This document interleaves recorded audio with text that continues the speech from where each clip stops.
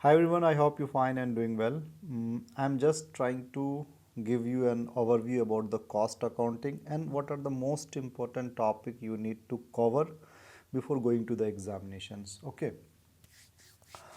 Let me first just give you a small introductions about the cost accounting कि cost accounting होता क्या है। अगर हम कॉस्ट अकाउंटिंग की बात करें तो कॉस्ट अकाउंटिंग है क्या exactly. Cost accounting is all about the cost of productions. Okay, अगर हम बात करें तो cost accounting is cost of production. Basically it concern about the cost of production. आपके दिमाग में सबसे पहली बात कॉस्ट ऑफ प्रोडक्शन आना चाहिए। अब cost of production means cost of product. जब भी कॉस्ट ऑफ प्रोडक्शन की हम बात करेंगे तो कॉस्ट ऑफ प्रोडक्ट, तो कॉस्ट ऑफ प्रोडक्ट और services you can say that. ठीक है, कॉस्ट ऑफ प्रोडक्ट और सर्विसेज इसे हम कैलकुलेट करते हैं। बेसिकली क्या होता है कि इसको कैलकुलेट करते हैं, एनालाइज करते हैं और कंट्रोल करते हैं। अगर देखा जाए कि what is the cost accounting, actually determining the appropriate cost of product और services. Okay, the first important point you need to remember about the determining the cost of product और services. Okay, cost accounting is concerned about. It's not only about determining. Before that, you need to analyze the cost actually. Why? Because there are different types of cost. There are so many costs, so many categories of cost you have come across, like sunk cost, opportunity cost, direct cost, indirect cost. Okay, some of the costs are too difficult to identify. Then a cost accountant need to analyze, actually go through the categories of the cost. You need to classify the cost in order to analyze them. Okay, तो करना क्या है आपको। Second अगर point हम बात करें तो analysing the cost of product or services. Then the most important objective is the why we do it, because of controlling the cost actually. You need to remember the controlling the cost, क्योंकि आपको maximum profit तब होगा जब आप cost को control करेंगे। ऐसे objectives और भी है कि कॉस्ट अकाउंटिंग की स्टडी हम इसलिए करते हैं ताकि हम कॉस्ट को कंट्रोल करें, कॉस्ट को कैलकुलेट करें, देन प्राइस डिटर्मिनेशन में आपके काम आता है। Okay, but the most important thing is that determining the cost of production और analysing the cost of productions and the controlling the cost of productions. अब जब आप कॉस्ट ऑफ प्रोडक्शंस को एनालाइज करेंगे तो क्या होगा आपको, कि कॉस्ट होता क्या है, ये आपको देखना है। कॉस्ट क्या होता है या कॉस्ट ऑफ प्रोडक्शन, किसी प्रोडक्ट के कॉस्ट के एलिमेंट्स क्या क्या है, जो आपका एक क्वेश्चंस भी है, एलिमेंट्स ऑफ कॉस्ट। ओके, तो what are the elements of cost of production और द कॉस्ट ऑफ अकाउंटिंग, क्या क्या हो सकता है। अगर किसी प्रोडक्ट के हम कॉस्ट की बात करें, किसी भी प्रोडक्ट के, ठीक है, एक प्रोडक्ट है, इसमें को बनाने में क्या क्या लगता है, you just need to think over it, क्या क्या लग सकता है। एक तो रॉ मटेरियल लगता है, सबसे इम्पोर्टेंट चीज़,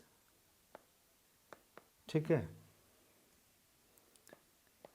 labour, raw material cost, labour cost, या कुछ अदर भी होते हैं तो उसको हम अदर ओवरहेड्स में कर देते हैं। ठीक है, तो you need to determine and analyse and control the raw material cost, labour cost, ठीक है, देन अदर ओवरहेड्स। ओके, जब हम यहाँ रॉ मटेरियल की बात करते हैं तो raw material are the direct cost. आपको डायरेक्ट और इनडायरेक्ट में फ़र्क पता होना चाहिए। डायरेक्ट कॉस्ट मतलब जिसको हम प्रोडक्ट के साथ आइडेंटिफाई कर सकें, ठीक है। इनडायरेक्ट कॉस्ट जो डायरेक्टली प्रोडक्ट के साथ जुड़ा नहीं होता बट इनडायरेक्टली होता है, लाइक कुछ फ्यूल, इलेक्ट्रिसिटी, ठीक है, या ऑफिस मार्केटिंग एंड सेलिंग, कुछ एडवर्टीजमेंट कॉस्ट। इसी तरह से लेबर भी लगता है। ये कॉस्ट डायरेक्ट भी हो सकता है, डायरेक्ट जो फैक्ट्री से रिलेटेड हो सकता है, इनडायरेक्ट भी हो सकता है, इनडायरेक्ट लेबर कॉस्ट। ठीक है। Similarly the overheads are the indirect cost. तो रॉ मटेरियल को जब आप एनालाइज और कंट्रोल करेंगे तो इसमें क्या क्या प्रॉब्लम हो सकता है। रॉ मटेरियल को परचेज करने के लिए तो परचेजिंग के मेथड्स पता होना चाहिए आपको, कब परचेज करना है। स्टोरिंग, तो इसमें जो टॉपिक पढ़ते हैं रॉ मटेरियल के लिए आपका एक तो है क्या, different methods of material suits for production. ये बेसिकली ये वाला टॉपिक इससे है कि जब हम स्टोरिंग करते हैं तो स्टोर से जब हम क्या करते हैं, रॉ मटेरियल इशू करते हैं तो डिफरेंट डिफरेंट प्राइस पे हम इशू करते हैं। ठीक है, क्योंकि डिफरेंट जो रॉ मटेरियल का प्राइस होता है फ्लक्चुएट करता रहता है अलग अलग प्राइस पे, कभी 100 रुपये का, कभी 150 रुपये का, मान के चलो पर यूनिट। तो ये हमने खरीद लिया, लेकिन अब जब हम प्रोडक्शंस के लिए इसका कैलकुलेशन करेंगे, कॉस्टिंग करेंगे तो कैसे करेंगे, एवरेज प्राइसिंग करेंगे या जो पहले लास्ट में ख़रीदा वो ख़रीदा उसको करेंगे। तो इसमें आपका लीफो, फीफो, हीफो, एवरेज प्राइसिंग ये सब आता है रॉ मटेरियल में। अब रॉ मटेरियल को इतना ही काफ़ी नहीं होता है कि आप सिर्फ स्टोरिंग के जो इशू करते हैं कॉस्टिंग कैसे करें। इसके अलावा आपको जो एक टॉपिक इसमें पढ़ना होता है इकोनॉमिक ऑर्डर क्वांटिटी, EOQ, कि what is the best quantity we should order each order, क्योंकि बार बार ऑर्डर का जिसमें हमको मिनिमम कॉस्ट पड़े, ordering cost and carrying cost, जो आपको आगे मैं बता दूंगा। ठीक है। सिमिलरली हमको लेबर कॉस्ट कंट्रोल करना है, तो लेबर कॉस्ट से रिलेटेड जो आपका टॉपिक है ज़्यादा से ज़्यादा वेज सिस्टम एक आ सकता है, जो कि अनइम्पोर्टेंट बट इंसेंटिव प्लान्स ज़्यादा इंपॉर्टेंट है। Different kinds of incentive plans है, तो बहुत सारा टॉपिक की लेबर टर्नओवर की स्टडीज़ करते हैं। ठीक है। क्या कहते हैं, ओवर टाइम की स्टडी करते हैं। इस तरह के बहुत सारे टॉपिक हैं, बट जो क्वेश्चंस पूछा जाता है ज़्यादातर incentive plans, discuss the different types of incentive plan, wage system. दो ही वेज सिस्टम होता है, या तो टाइम के हिसाब से वेज सिस्टम डिसाइड होता है या रेट के हिसाब से हम वेज सिस्टम डिसाइड करते हैं। ये सब इंपॉर्टेंट है लेबर कॉस्ट कंट्रोल करने के लिए। सिमिलरली हम ओवरहेड्स स्टडी करते हैं, बट उतना आपको करने की ज़रूरत नहीं, because you have limited time. तो इसमें आप क्या कर सकते हो, अगेन कम बैक, आपको कॉस्ट अकाउंटिंग इसमें समझ में आ गया होगा, बिकॉज है तो बहुत सारा चीज़, बट ज़्यादा पढ़ने के चक्कर में प्रॉब्लम हो सकता है। तो करना कैसे, कॉस्ट शीट वगैरह भी बनाते हैं जो बहुत आसान होता है, लेकिन लीव इट। तो different types of cost at least आपको जानना है। एलिमेंट्स ऑफ कॉस्ट तो आपको पता चल गया कि एलिमेंट्स ऑफ कॉस्ट में लेबर कॉस्ट हो सकता है, okay, labour cost, raw material, ठीक है, एंड ओवरहेड्स। आप जैसे चाहो वैसे इसे क्लासीफाई कर सकते हो। अब कॉस्ट का जो कैटेगराइजेशन है डिफरेंट टाइप्स का हो सकता है, बट जब आप जाते हैं तो या तो डायरेक्ट कॉस्ट, अगर हम कॉस्ट की बात करें तो डायरेक्ट कॉस्ट होता है या तो इनडायरेक्ट कॉस्ट होता है। ठीक है, अगर हम क्लासिफिकेशन ऑफ कॉस्ट की बात करें,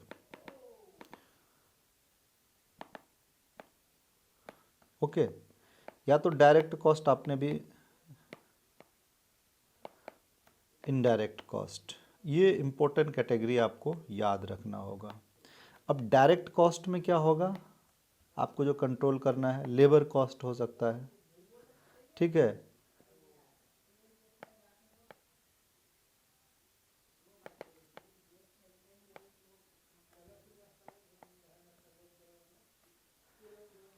रॉ मटेरियल कॉस्ट। अब इनडायरेक्ट कॉस्ट में क्या हो सकता है, फैक्ट्री ओवरहेड्स, जो आपको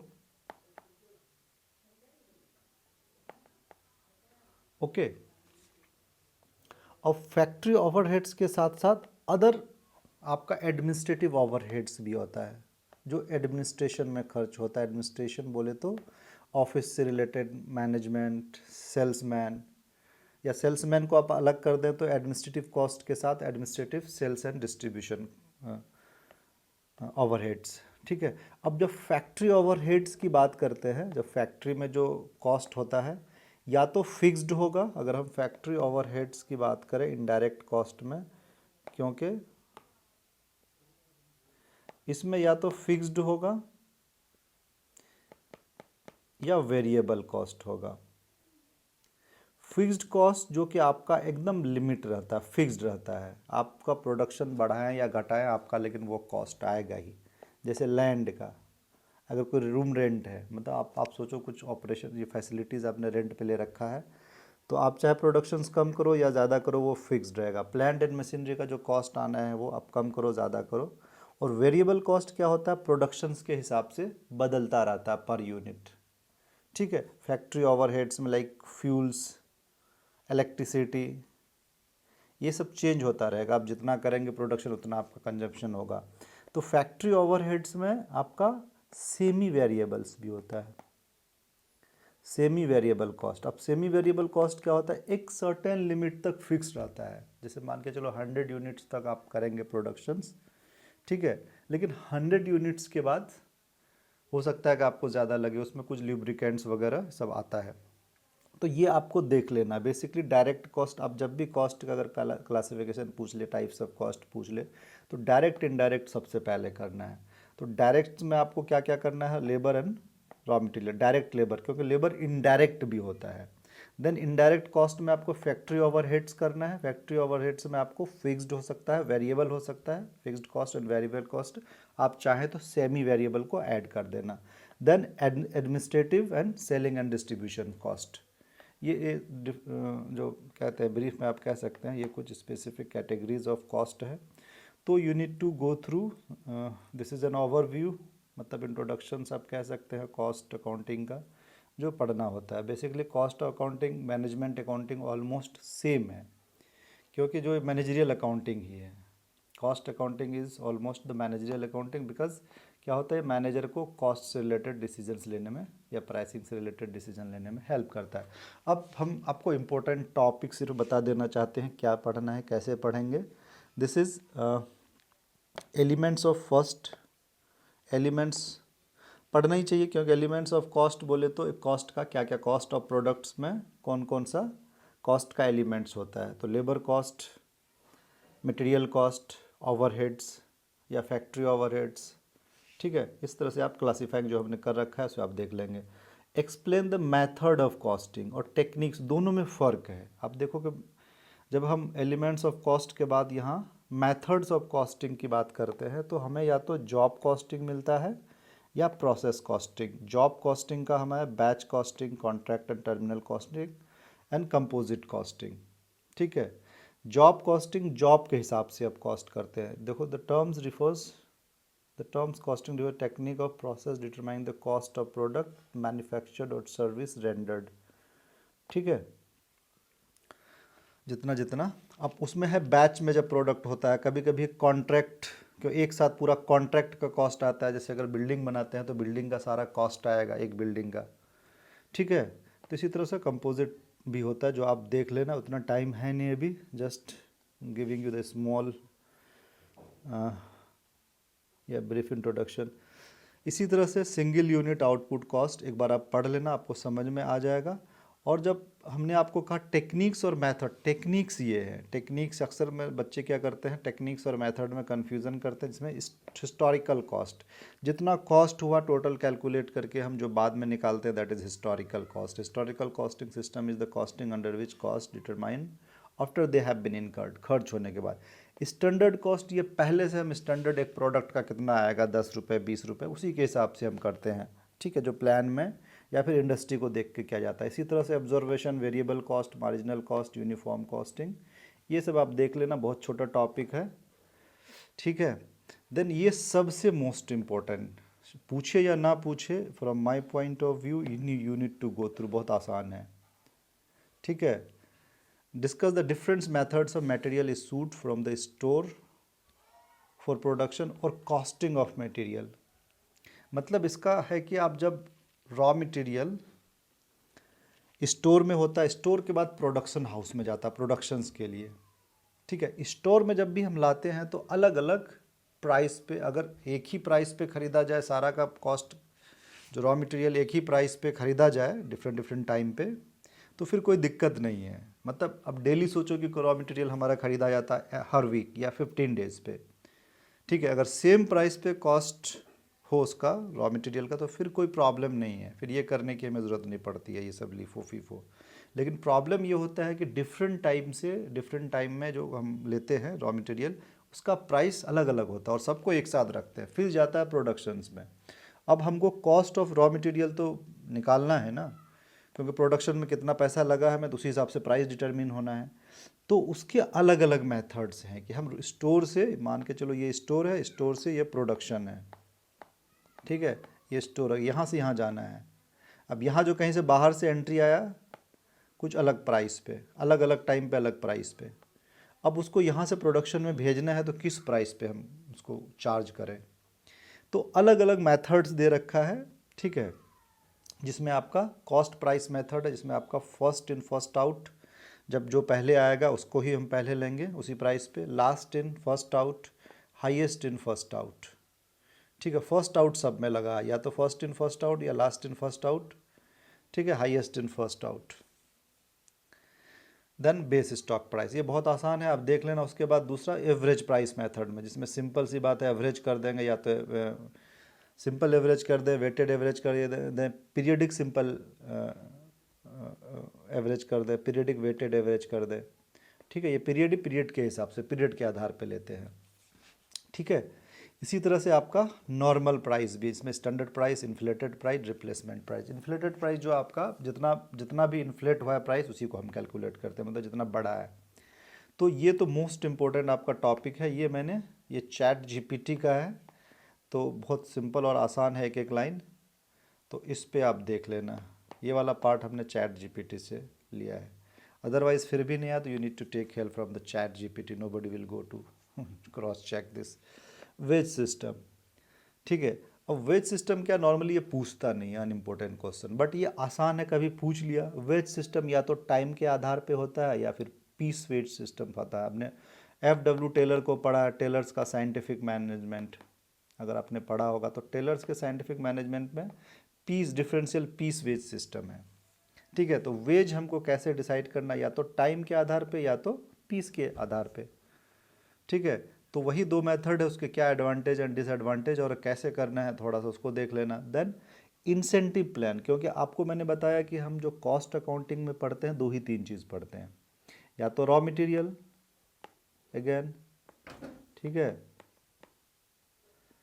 या लेबर, ठीक है। जब हम लेबर कॉस्ट कंट्रोल की बात करते हैं तो फिर इंसेंटिव हमें डिसाइड कर, जैसे वेज सिस्टम हुआ तो उसको इंसेंटिव देना पड़ता है, तो इंसेंटिव के लिए अलग अलग इंसेंटिव प्लान्स हैं, ठीक है। टेलर सेम पीस रेज है, Taylor differential piece wage system, Merrick, Gantt and premium bonus. बहुत आसान है, आप एक बार पढ़ के देखना, ठीक है। इसमें 2 वेज सिस्टम करते हैं, इसमें मैरिक में 3। ये बहुत आसान है, जब मतलब है कि अगर कोई, हम तो स्टैंडर्ड पहले फिक्स करते हैं आउटपुट के, एक लेबर कितना प्रोड्यूस करना चाहिए।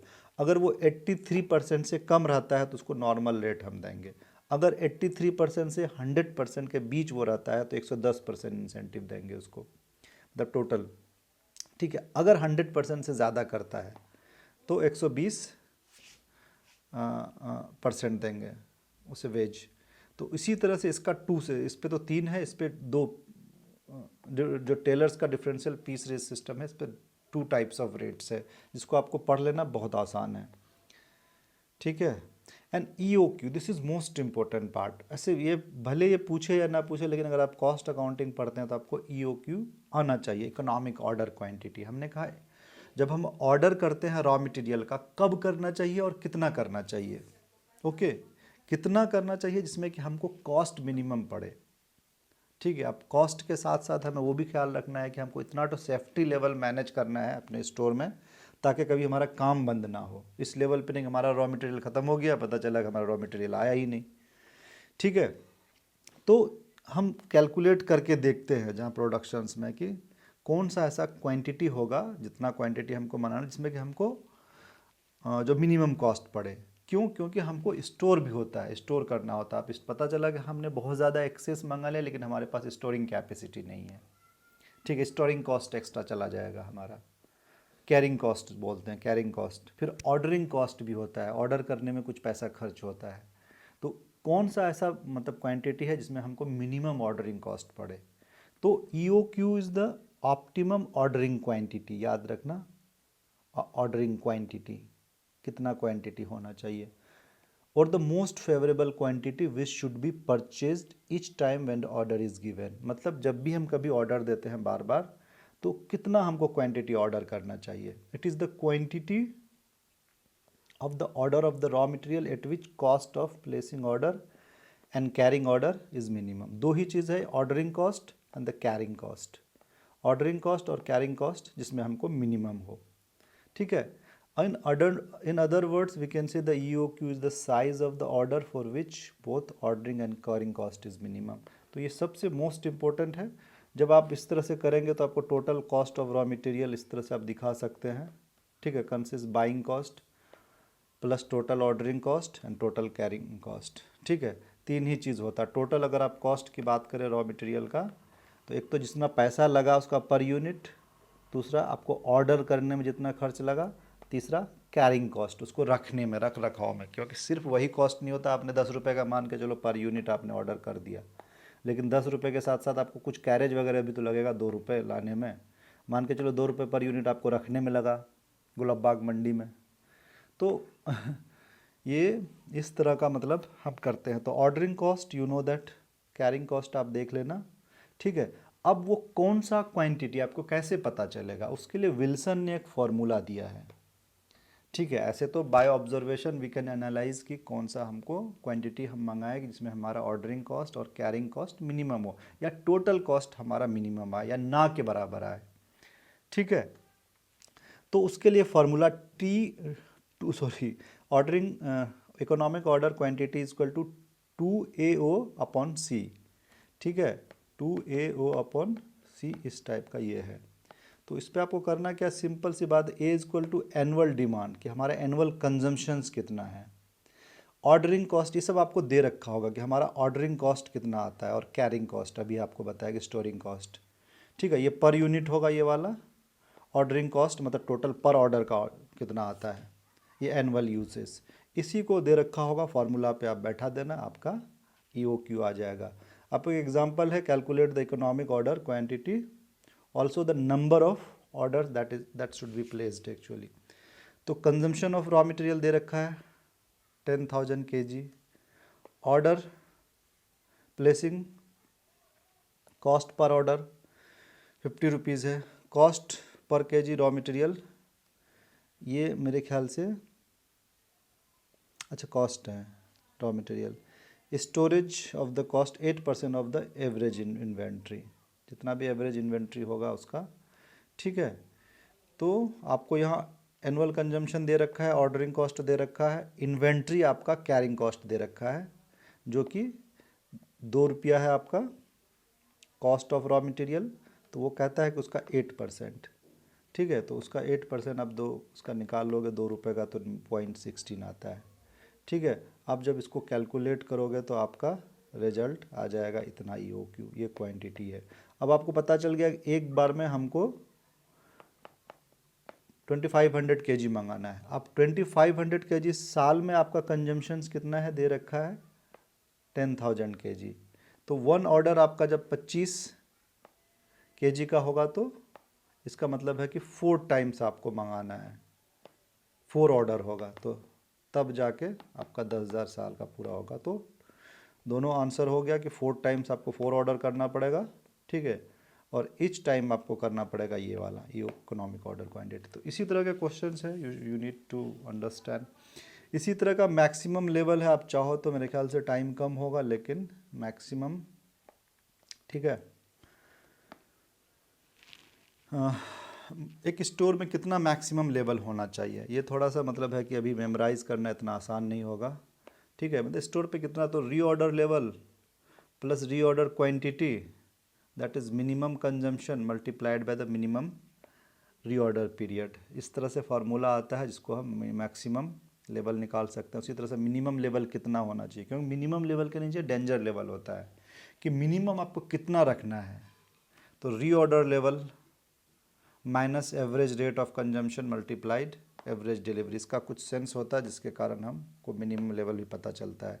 इसी तरह से रीऑर्डर लेवल, आपको कब रीऑर्डर करना है, ठीक है। तो ये सब दे रखा है, you if you have time you need to go through. कुछ एडिशनली आप ये सब चीज़ पढ़ सकते हो कि ग्रुप बोनस स्कीम होता है, जिसमें ग्रुप बोनस में ये 3 आ जाता है। उसके बाद क्या बोलते हैं, सॉरी, गेन शेयरिंग सिस्टम है, ये आपको पढ़ना है। एक चीज़ में आपको और मतलब है कि आई थिंक अगर if you have time then you need to go through,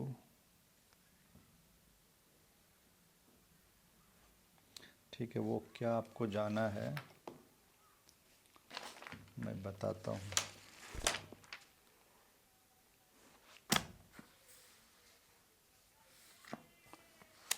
inventory control technique, मेरे पास टाइम नहीं था। अगर इन्वेंट्री कंट्रोल टेक्निक आपको पता हो तो इन्वेंट्री कंट्रोल टेक्निक आप, if you have time, otherwise I don't think, जिसमें